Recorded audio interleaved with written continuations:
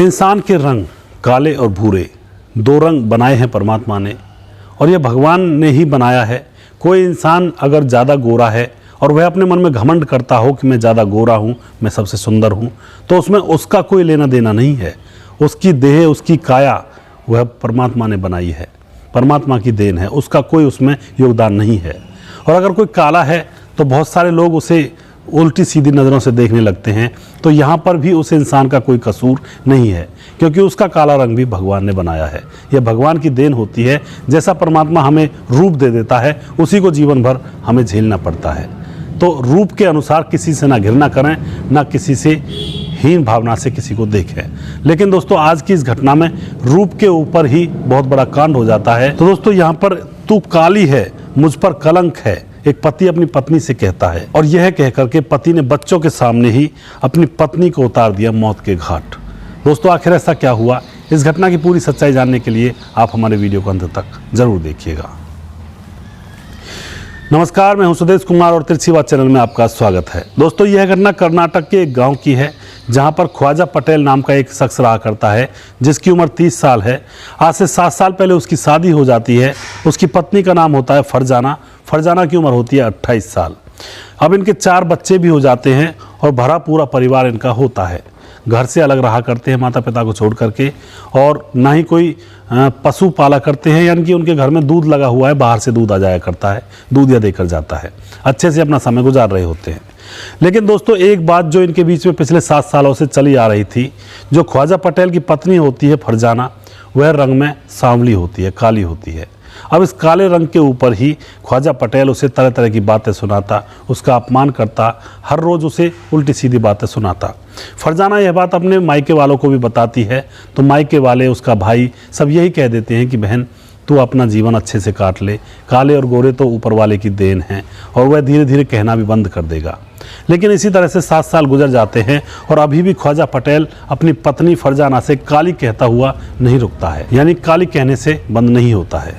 दोस्तों, अब क्या होता है? अब एक दिन जो ख्वाजा पटेल होता है, उसके और उसकी पत्नी के बीच में झगड़ा होता है ज़ोर ज़ोर से, और जो छोटे छोटे बच्चे होते हैं, 4 बच्चे, वह भी ज़ोर ज़ोर से अपने मम्मी पापा को लड़ते हुए देखकर रो रहे होते हैं। और यह झगड़े की आवाज़ आस पड़ोसियों को भी सुनाई दे रही थी। तभी कुछ देर बाद, रात का समय था, कुछ देर बाद झगड़ा शांत हो जाता है। तो आस पड़ोस के लोग यही समझते हैं कि शायद अब इनमें सुलह हो गया है और यह शांत हो गए हैं। दोस्तों, उस समय ख्वाजा पटेल के माँ बाप भी उनके पास, उनके घर में आए हुए थे। अब क्या होता है? सुबह होती है। सुबह उनके घर में एक दूधिया दूध लेकर आया करता है। वह दूध देने के लिए लोगों को बुलाता है, लेकिन अंदर से कोई बाहर नहीं निकलता है। और जो छोटे छोटे 4 बच्चे थे, वह रो रहे थे, और 2 बच्चे बाहर रास्ते में खेल रहे थे। उनको कुछ ज्ञान ही नहीं था। अब जो दूधिया होता है, दूध देने के लिए घर के अंदर जाता है, तो घर के अंदर जो फरजाना थी, वह मृत अवस्था में पड़ी हुई थी। दोस्तों, अब क्या होता है? वह एकदम से घबरा कर घर से बाहर निकलता है। आस पड़ोस के लोगों को बताता है कि फरजाना की मौत हो चुकी है। पुलिस को बुलाया जाता है। पुलिस मामले की छानबीन करती है। लोगों की भीड़ उमड़ पड़ती है। अब पता लगाने में जुट जाते हैं कि आखिर हुआ क्या। तो घर के अंदर आस पड़ोसी बताते हैं कि इसका पति ख्वाजा पटेल, और रात को इसके पति के माँ बाप भी आए हुए थे, और फिलहाल इनके घर में कोई भी नहीं है। तो पुलिस का शक उन्हीं के ऊपर जाता है कि उन्होंने ही इस औरत का कत्ल किया है। दोस्तों, अब क्या होता है? पुलिस वाले उस डेड बॉडी को पोस्टमार्टम के लिए भेज देते हैं, और फिर फरजाना के मायके में खबर भिजवाई जाती है। तो मायका नज़दीक में ही था। फरजाना का भाई और फरजाना की माँ वहाँ पर आ जाते हैं, और वह भी बार बार यही कहते हैं कि हमारी बहन को उसके पति ख्वाजा पटेल ने मारा है, क्योंकि वह इसे काली होने का ताना दिया करता था।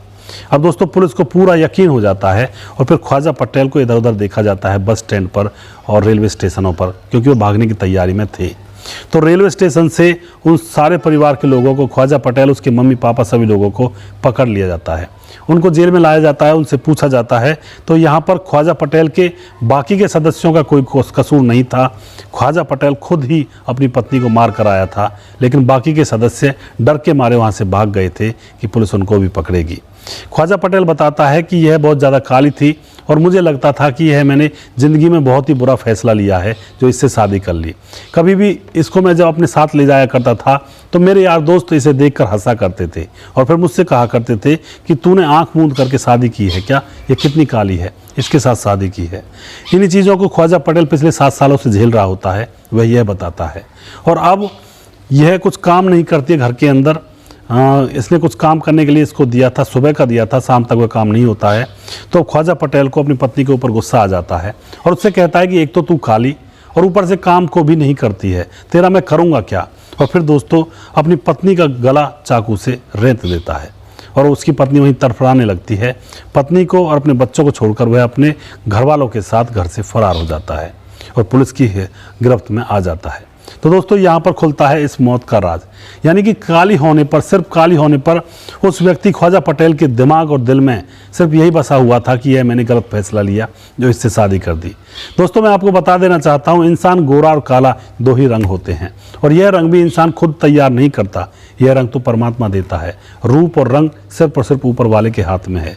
अगर ऊपर वाले की नेमत को हम ठुकराएंगे तो ऊपर वाला हमें बख्शेगा नहीं।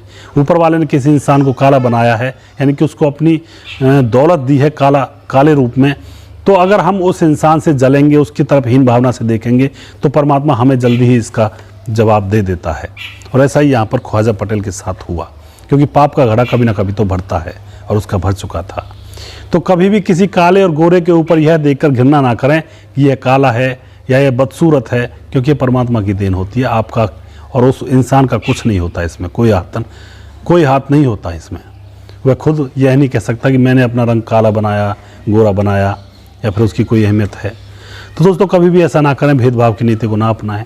यह पुराने ज़माने की बातें थी, अब नया ज़माना है तो नए ज़माने के तौर तरीक़ों को अपनाया जाए। कभी भी रंग भेद की नीति को, जाति पाति की नीति को और एक भेदभाव जो समाज के अंदर होता है ऊंच नीच का, गरीबी अमीरी का, इन सब को मिटाना चाहिए। सब लोग बराबर हैं, क्योंकि परमात्मा की बनाई हुई चीज़ है इंसान, और वह बराबर रूप में उन्होंने बनाई है। दोस्तों अगला प्रोग्राम मैं जल्दी फिर से लेकर आऊँगा, और अगर आपको वीडियो अच्छा लगता है तो शेयर ज़रूर कर दिया करें। और फेंटिंग फाइन वाले फेसबुक पेज वाले भैया से कहता हूँ मैं, हमारे वीडियोज़ को प्लीज़ ना डालें, कृपया ना डालें। मैं बहुत दिनों से कह रहा हूँ, कोई कदम उठा लिया जाएगा और फिर ये कहोगे कि आपने बताया नहीं था। हमारे वीडियोज़ को फेंटिंग फाइन नाम का फेसबुक पेज है वो डाल रहा है, लगातार 20-20 वीडियो डालता है, तो उससे हमारे पेज पर ट्रैफिक आना, यानी कि लोग आने बंद हो गए हैं, वहीं पर देख लिया करते हैं। इससे हमारे चैनल को बहुत नुकसान हो रहा है। तो प्लीज़ फेंटिंग फाइन वाले भाई हमारे वीडियोज़ को ना डालें, वरना हम एक्शन लेंगे और फिर एक्शन कुछ और ही होगा। तो प्लीज़ हाथ जोड़कर रिक्वेस्ट है, किसी दूसरे की मेहनत को ऐसे मिट्टी में ना मिलाएं, खुद का कंटेंट तैयार करें, चोरी ना करें, क्योंकि ये बहुत मेहनत से वीडियोस बनते हैं। अगला प्रोग्राम मैं जल्दी फिर से लेकर आऊँगा, तब तक आप खुश रहें, सावधान रहें। जय हिंद, जय भारत।